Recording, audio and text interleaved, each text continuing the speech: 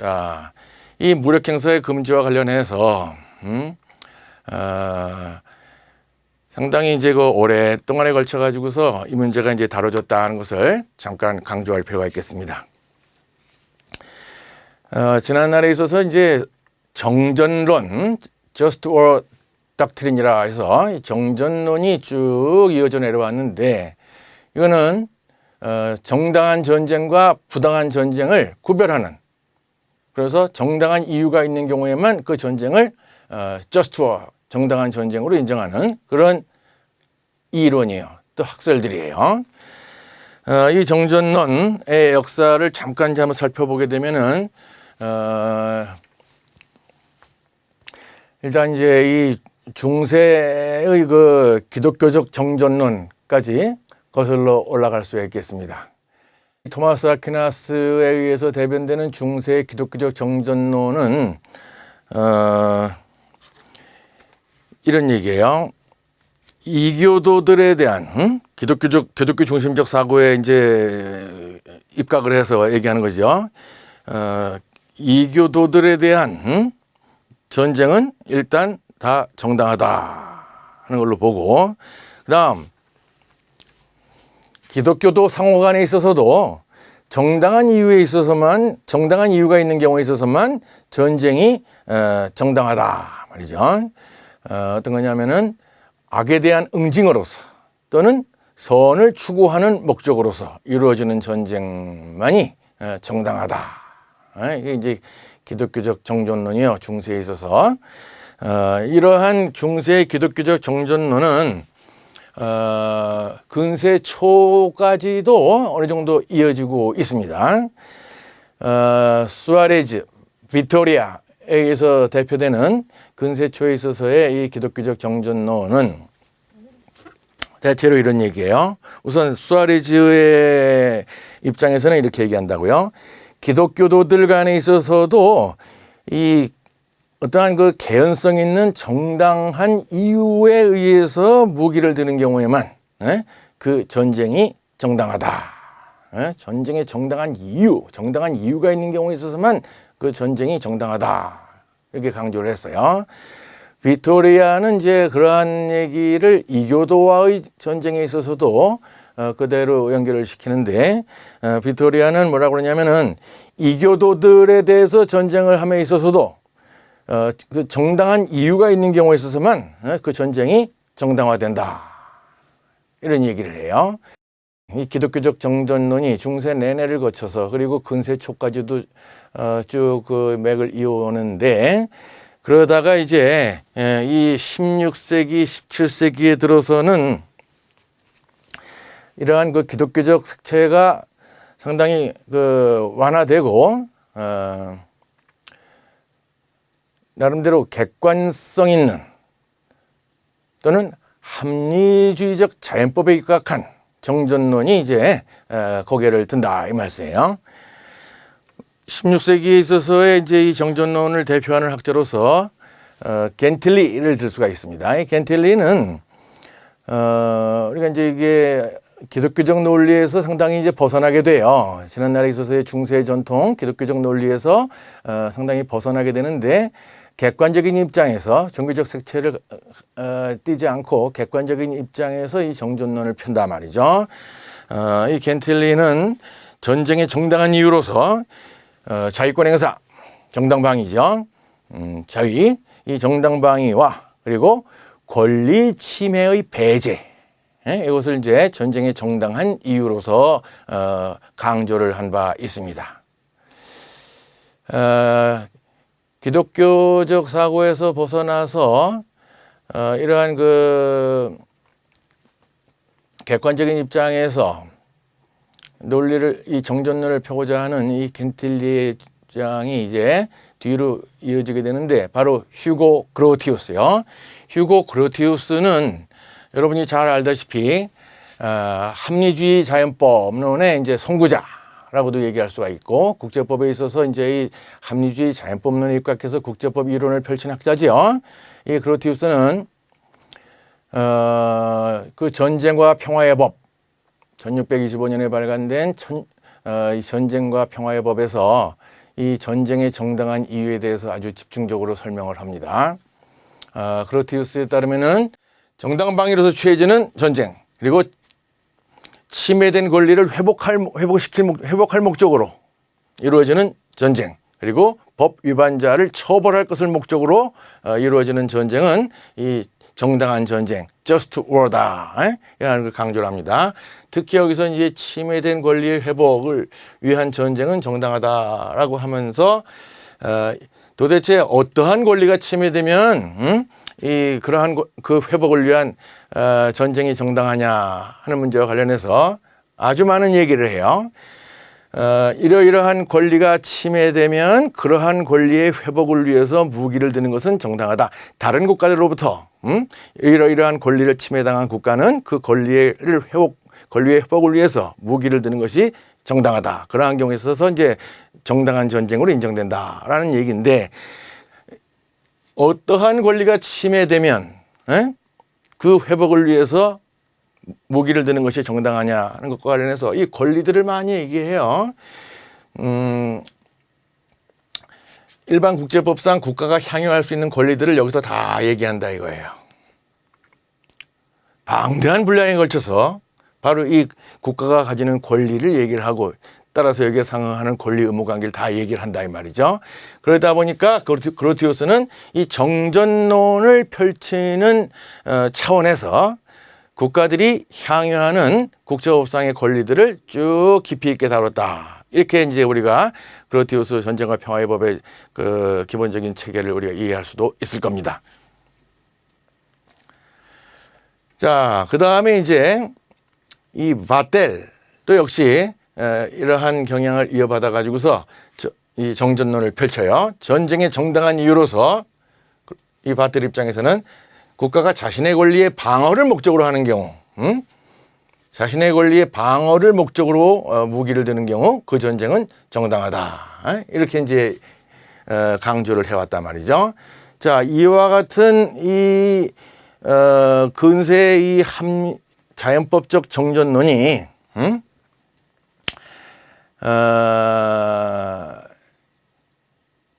이 19세기에 들어서면서부터 이제 급격히 쇠퇴를 하게 됩니다.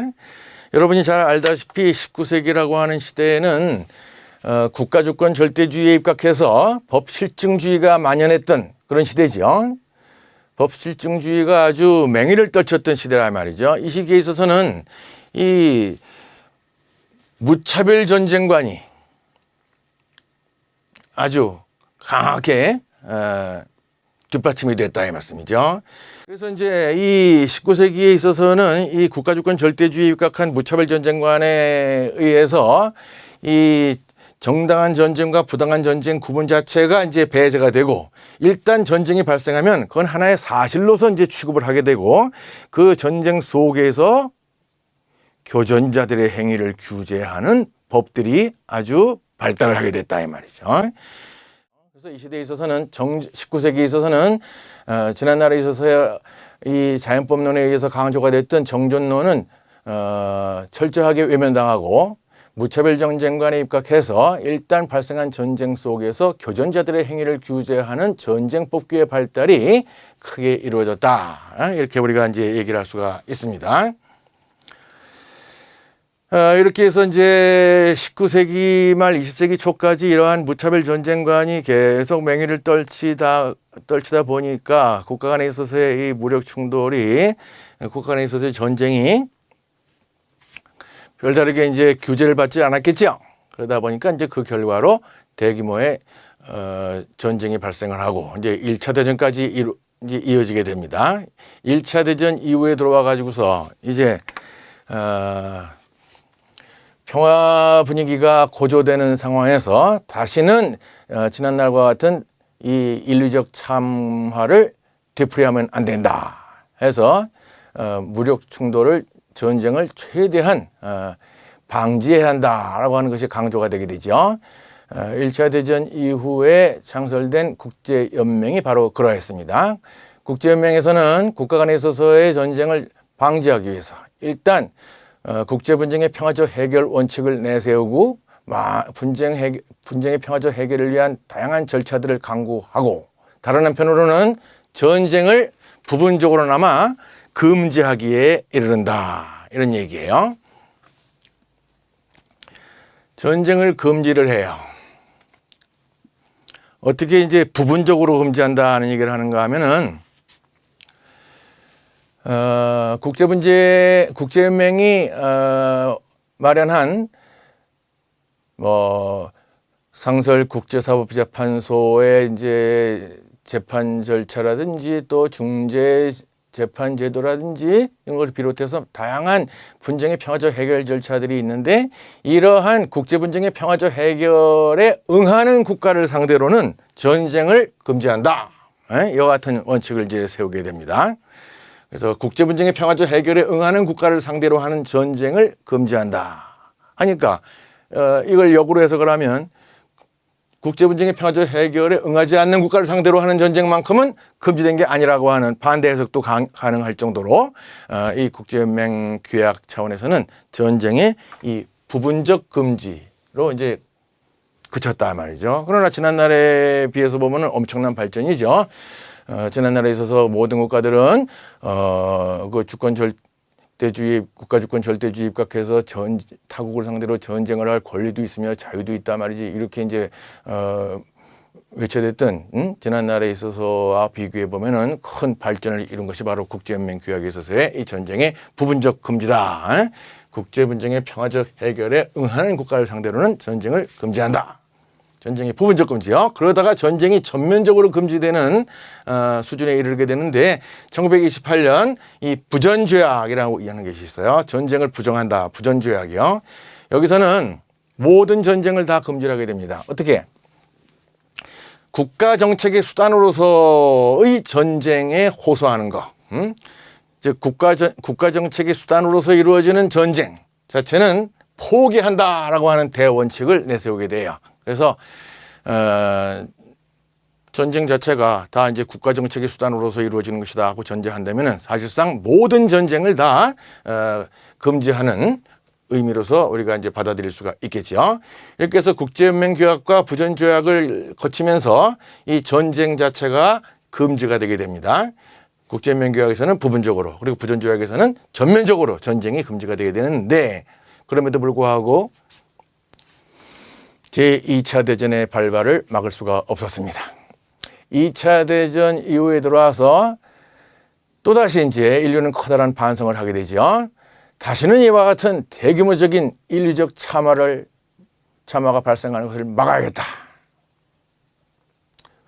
국제연맹 시대보다도 더 강력한 정도로서 이 무력 행사를 금지하게 되는데, 유엔 헌장에 들어와서는 지난날 금지됐던 전쟁뿐만 아니라 전쟁을 비롯한 모든 무력 행사를 금지하기에 이르른다, 이런 얘기예요. 그리고 무력의 행사뿐만 아니라 무력에 의한 위협까지도 금지하게 된다, 이런 얘기입니다. 자, 어떠한 취지냐면은 여러분들 잘 아시는 것처럼 유엔 헌장 체제 하에서는 국제 평화 안전의 유지에 대한 제1차적 책임을 안전보장이사회가 지고 있죠. 국제 평화 안전이 파괴되거나 위협되거나 또는 침략 행위가 발생하는 경우에는 유엔이 나서 가지고서 이거를 진압해 주고 할 테니까, 개별 국가들 간에 있어서는 일체 무력 행사를 삼가라, 이런 얘기가 되는 거예요. 스스로가 당사자로 되는 국제 분쟁이 있다 하더라도 그러한 분쟁은 최대한 평화적으로 해결하라. 개별 국가 간에서는 어떠한 경우에도 무력 행사 그리고 무력에 의한 위협을 삼가라. 이렇게 해서 국제 평화 안전의 유지를 위해서 이 중앙기관, 즉 유엔 안전보장이사의 권한은 최대한으로 강화하면서, 반면에 개별 국가들 간에 있어서는 이 무력 행사를 최대한으로 억제한다 하는 것이 유엔 헌장의 기본적인 틀이라, 이렇게 우리가 얘기를 할 수가 있을 겁니다. 유엔 헌장 제2조 사항이 바로 그 핵심적인 규정이죠. 유엔 헌장 2조 사항에서는 이 무력 행사의 전면적 금지를 이제 표방하고 있다고 보겠는데, 모든 회원국들은 그들의 국제 관계에 있어서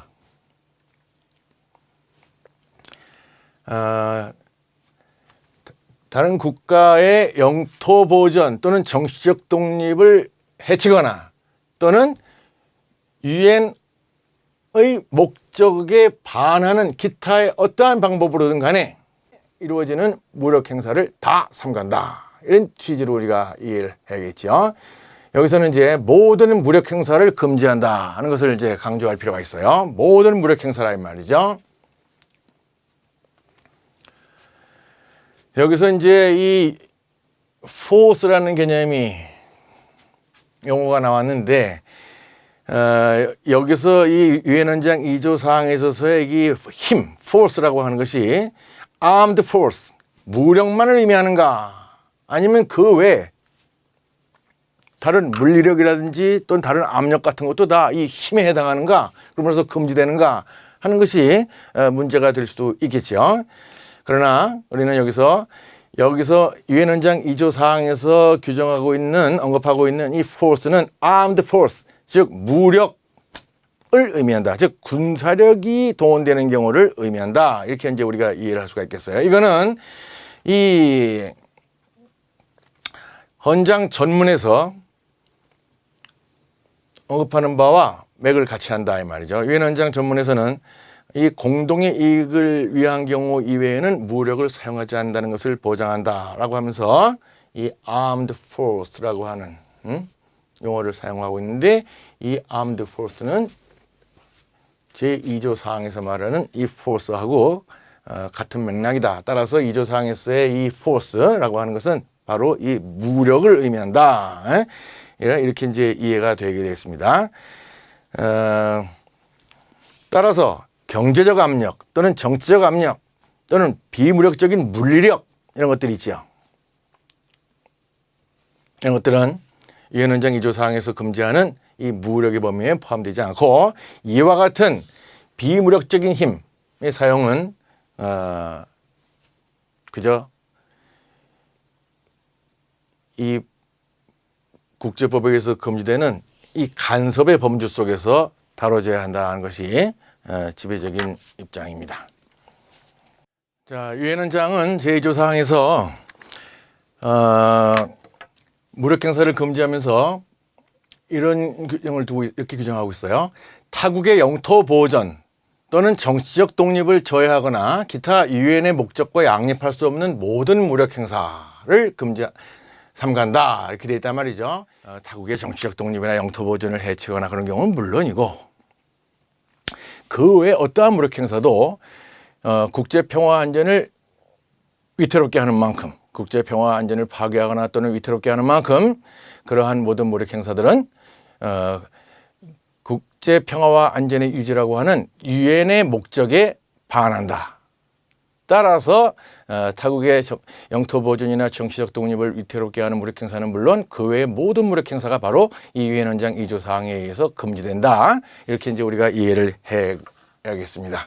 따라서 헌장에서 명시적으로 인정되는 예외인 이 자위권 행사, 그리고 안보리에 의해서 이루어지는 군사적 강제 조치 이외에 모든 무력 행사가 다 이 헌장에 의해서 금지된다. 무력 행사의 포괄적 금지예요. 그 다음에 무력의 위협은 뭘 의미하는가? 이런 경우 있을 수가 있겠죠. 이러이러한 상황이 발생하면 무력을 행사하겠다라고 타국에 통보하는데, 그러한 경우에 있어서 그 상황 자체가 무력 행사를 정당화할 수 없는 사유인 경우, 무력 행사를 정당화할 수 없는 사유, 상황을 내세워서 그러한 상황이 발생하는 경우 무력을 행사한다라고 한다면 결국은 불법적인 무력 행사의 의도를 통고하는 것이다. 이렇게 우리가 볼 수 있겠죠. 따라서 여기서 말하는 유엔 헌장 2조 사항에 의해서 금지되는 무력의 위협이라고 하는 것은 불법적 무력 행사를 할 의도를 통고하는 것, 이게 바로 무력의 위협이다. 이렇게 우리가 이해를 하면 되겠습니다. 그 다음에 조금 아까도 봤다시피 유엔 헌장 2조 사항에서는 모든 회원국들한테 그들의 국제 관계에 있어서 이러한 무력 행사를 금지한다라고 돼 있어요. 그렇다면 이것이 유엔 회원국들 간에서만 적용되는 의무인가? 무력 행사 금지 의무가 그런 이제 의문이 있을 수가 있겠죠. 그러나 유엔 원장 2조 사항에 의해서 천명된 이 무력 행사 금지 원칙은 오늘날 일반 국제법상의 원칙으로서 받아들여지고 있다라고 얘기할 수가 있겠고, 이를 뒷받침하는 것이 바로 뭐냐면은 이 국가 간 우호 협력 관계에 관한 선언이죠. 이 이제 유엔 총회결의 2625에 의해서 채택된 이 국가 간 우호 협력 관계에 관한 선언이라고 하는 것은 오늘날 이제 국가 간의 관계에 있어서 적용되는 일반 국제법의 주요 원칙들을 선언한 걸로 볼 수가 있겠는데, 확인한 걸로 볼 수 있겠는데, 여기서는 무력 행사 금지와 관련해 가지고서 유엔 원장 2조 사항의 내용을 그대로 가져오면서 유엔 회원국들은이라고 하는 2조 사항에서의 표현 대신에 모든 국가는 모든 국가들은 이라고 하는 표현을 이제 집어넣고 있어요. 따라서 이제 이것만 보더라도 이 무력행사 금지 원칙은 오늘날 일반 국제법의 원칙으로서 자리 잡게 됐다는 것을 확인할 수가 있겠죠. 자, 그다음. 자, 이제 유엔 원장 2조 사항에 의해서 이렇게 무력 행사가 포괄적으로 금지되는데, 그 금지되는 무력 행사들이 를 예를 들면 도대체 어떤 것들인가? 이제 우리가 살펴볼 필요가 있겠습니다. 헌장 2조 사항에 의해서 금지되는 가장 심각한 무력 행사가 바로 침략이겠죠. 침략이란 말이죠. 헌장에서는 이제 침략이라는 표현을 몇 군데도 사용을 하고 있어요. 그럼에도 불구하고 그 금지되는 무력 행사에서의 가장 전형적인, 가장 심각한 형태인 이 침략에 대해서 개념 정의가 없어 오다가 1974년에 총회결의 3314에 의해서 이 침략이 정의되기에 이르릅니다. 이 총회결의 3314, 이 침략의 정의라고 하는 제목의 이 결의에서는 침략을 이렇게 정의를 해요. 침략은 위법한 무력 행사의 가장 심각한 형태다 말이지. 그 다음에 이 침략이라는 뭐냐면은 국제관계에서의 무력의 행사다. 국제관계에서의 무력의 행사다. 국가 간 관계에 있어서의 무력 행사라는 얘기죠. 국가 간 관계에 있어서의 무력 행사라는 얘기의 침략은 국가 대 국가 간의 관계를 전제로 한단 말이죠. 그래서 국제관계에 있어서의 무력의 행사로서 헌장에 반하는 무력의 사용을 먼저 행하는 것이다. 이렇게 규정을 하면서, 그러나 구체적 경우에 있어서의 무력 사용이 침략인가의 여부는 안전보장이사회의 판단에 의해서 결정된다라고 하는 여지를 남겨놓고 있습니다. 안전보장이사회가 헌장 39조에 의해서 평화에 대한 위협, 평화의 파괴 또는 침략 행위의 존재를 결정할 수 있지요. 바로 헌장 39조에 의해서 안전보장이사회가 침략이라고 인정하는 것이 궁극적으로는 침략이 된다. 이런 방향으로 이해를 하면 되겠습니다.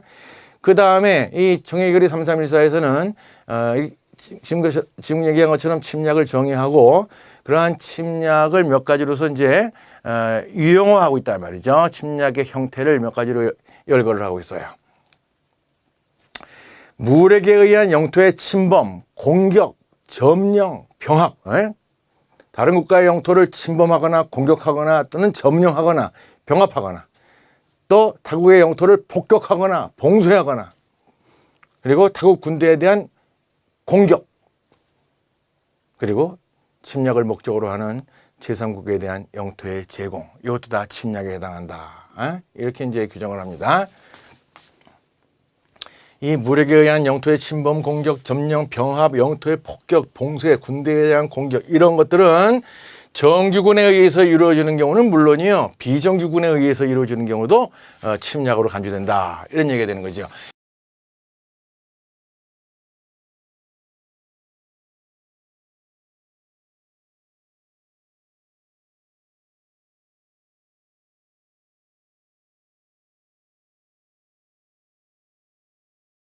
그래서 정규군 또는 비정규군에 의해서 이루어지는 이러한 모든 행위가 다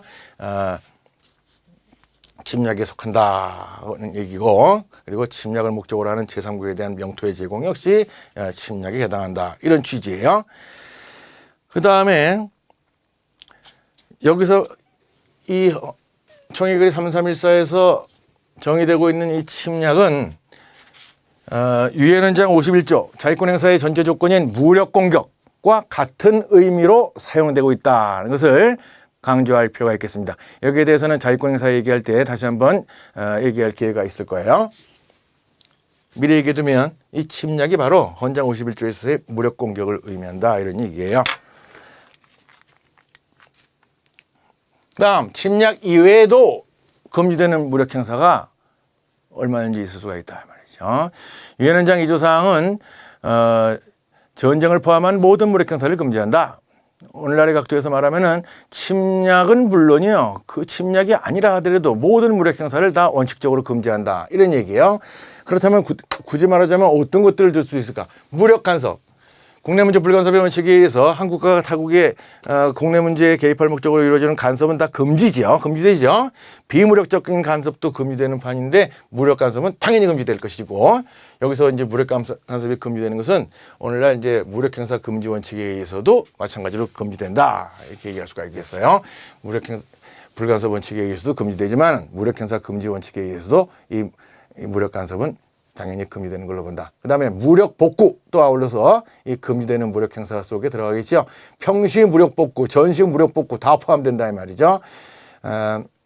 이 평시 무력 복구는 뭐냐면은 타국의 국제법 위반 행위에 대해서 무력으로다가 이 응수를 하는 걸 말해요. 이 평시 무력 복구 금지된단 말이죠. 그 다음에 전시 무력 복구, 이거는 뭐냐면 전쟁 속에서 무력 충돌이 발생하는 경우에 있어서 타국이 그 전쟁법을 위반했다 해서 거기에 맞서 가지고서 거기에 응수해서 마찬가지 이 전쟁법 위반 행위로 맞서는 행위, 이거 이제 금지다, 이 말이죠.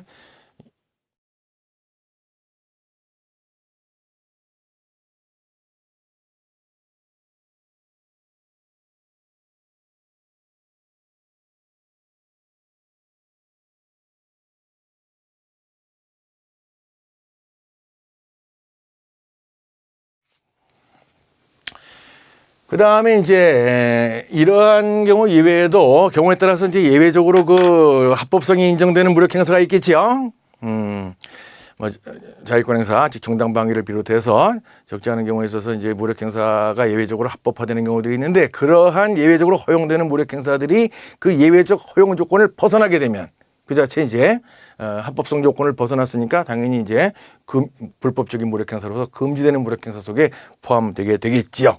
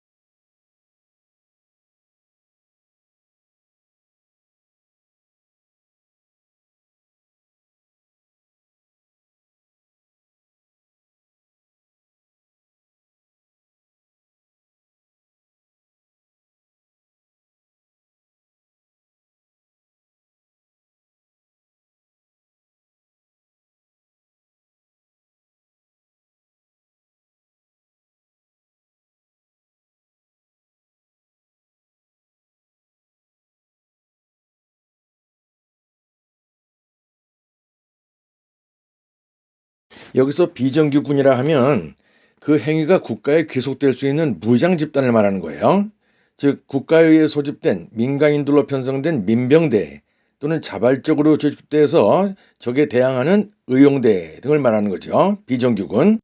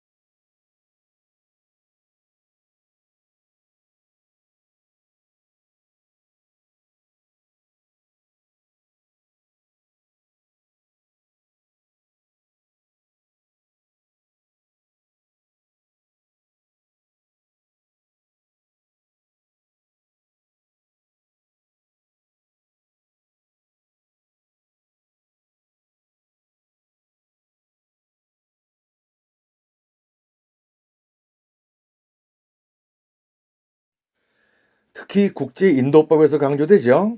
전시희생자들. 전시희생자들은 누구죠? 전시상병자, 전쟁 포로, 전시민간인들을 말하죠. 이들에 대해서 또는 민간시설에 대해서 또는 문화재들에 대해서 가해지는 복구 행위는 철저하게 금지된다.